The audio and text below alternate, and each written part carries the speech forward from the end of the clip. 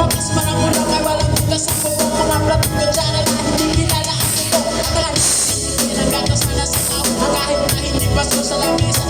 Ang sarap siguro manirahan sa bahay na ganyan. Sabi pa nila ay dito mo rin matataguan ng tao na nagmamayari ng isang na pagkakakaroon pinagkakagawa. Kaya naman hindi na pinagkagawa na kung makikita ko naman siya ay ang isisigawa. Subukan nyo lamang tumayo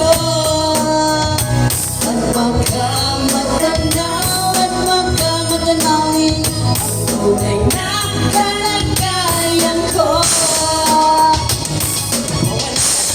Sa taong nakaupo, alam nyo kung matakal ng bigas na pinag-ipon. Ang dingding ng bahay namin na pinagtabi ng pingero. Sabi ay sobrang init na sunto ng angelo na di kayang bilhin pa yung lagay sa iyo. Bilang tulog-tulog sa lumanda, muli-muli. Gamit ang pagkakon na ilalim naman sa estero na nagsisilbi ko sina. So bakit ang banyaw ang aking namin kaya man na isang kadero na nagagamit lang bagang aking ama ang suwet. Pero kulang na kulang pa rin, kulang na suyod na sin. Ang 50 pesos sa magawin magkakasyahin. Libuan na pula na ng maraming araw o mataas na ng bako doon ang bulag-bulagan naman po kayo. Dahil sa dami ng walang doktor na makapagpapalinaw ng mata nyo kaya Huwag ka masyadong halata, bato-bato sa langit.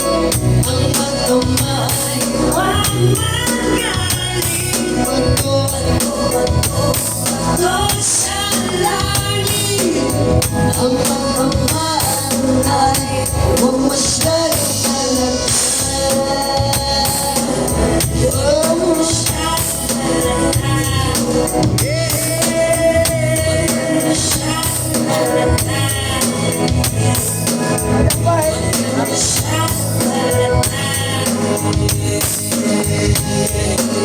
Kaya